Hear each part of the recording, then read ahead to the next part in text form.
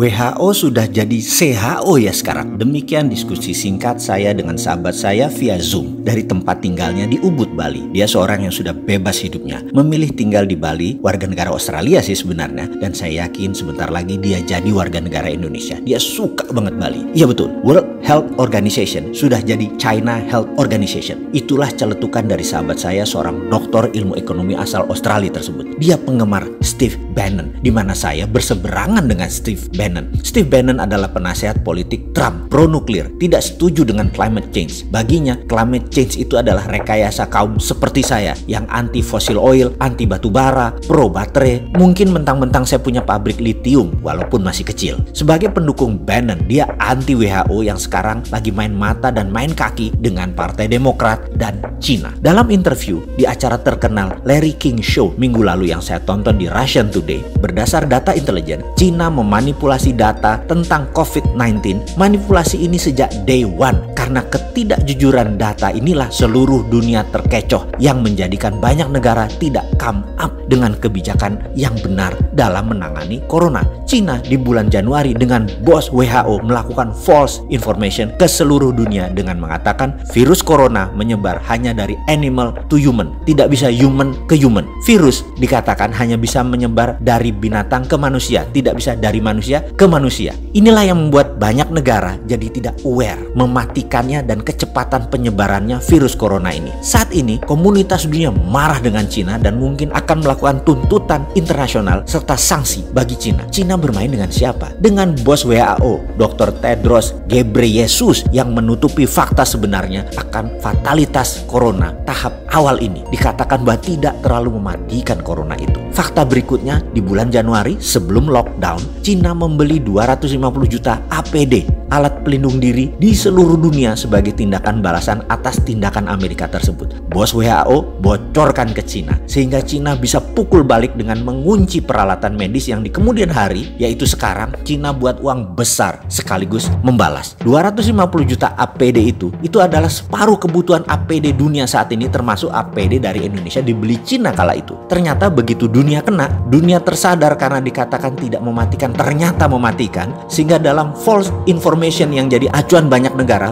yang melonggarkan pertahanan pandemiknya termasuk Indonesia. Ternyata begitu kita menyadari laporan dari berbagai negara selain negara maju yang sistem kesehatannya baik, tingkat kematiannya 4%-an, apalagi sistem kesehatan tidak baik bisa 9% seperti Indonesia. Dunia panik, termasuk Indonesia yang agak telat sadar dan baru ngeh bahwa ternyata corona 9% tingkat kematiannya di Indonesia. Akhirnya dunia beli balik APD tersebut dengan harga 10 kali lebih mahal. Nggak heran APD dari Cina itu buatan Indonesia kan, yang kayak kemarin itu Pak Ganjar melihat datanya. Indonesia pun jadi korban kong kali kong WHO dengan Cina. Strategi oknum WHO dan Cina ini sudah jadi perbincangan internasional. Dunia sekali lagi marah. Itu pun Indonesia masih ada pejabat yang membela Cina loh, dan masih nggak sadar bahwa bahaya corona. Bayangkan rencana jahat mereka kemudian itu, yaitu geng demokratnya Joe Biden CS, Clinton Foundation, big pharmaceutical company dengan WHO akan menjual vaksin ke 7 miliar manusia dengan cepatnya terpapar kalau dunia melonggarkan pandemik.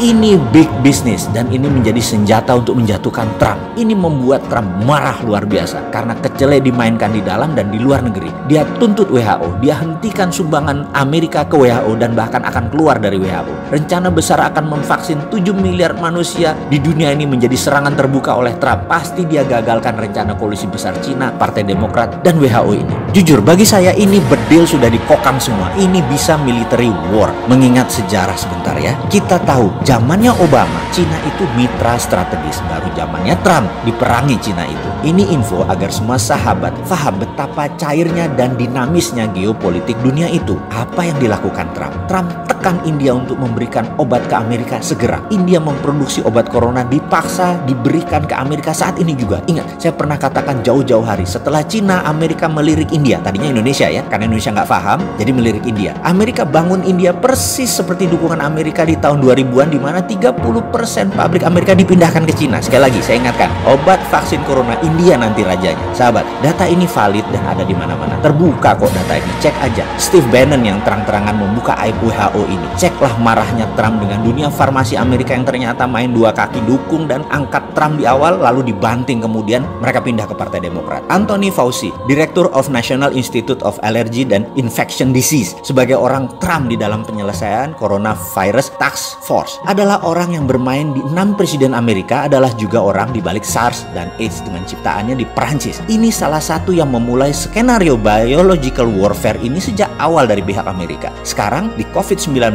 kita sudah menemukan fakta ada pengayaan atau enrichment, ada unsur AIDS di dalamnya virus tersebut hingga menyerang imunitas korban. AIDS, SARS, COVID-19, Anthony Fauci. Sound familiar? Udah mulai nyambung? Oke, bajingan kabeh mereka itu. Inilah kejamnya dunia saat ini yang kalau kita tidak paham, ini seakan-akan hanya pandemik cacar seperti biasa. Kedepan sebaiknya kita lupakan informasi negara propaganda tersebut. Lupakan pejabat di tanah air yang melindungi bisnisnya dan koleganya, terutama yang bermitra dengan asing. Kita buat vaksin sendiri. Kita perangi pandemi COVID cara kita. Kita produksi ventilator dari sahabat Masjid Salman segera. Saya sudah pesan ventilator itu 100 unit melalui sahabat saya di sana. Bahkan kalau sahabat mau sumbang ke sahabat di Salman, silahkan, saya kirim linknya. Kita perlu 1000 lebih ke depan alat ventilator ini. Ayo, urunkan tangan Anda membantu sesama. Kita segera beli alat tes murah independen karya putra bangsa Indonesia di Silicon Valley, Santo Purnama. Kita selesaikan COVID gaya kita. Swasta beli langsung. Setiap orang boleh bergerak atas nama kemanusiaan. Memang nggak capek bermitra sama negara jago propaganda yang meledakkan satelit Palapa N1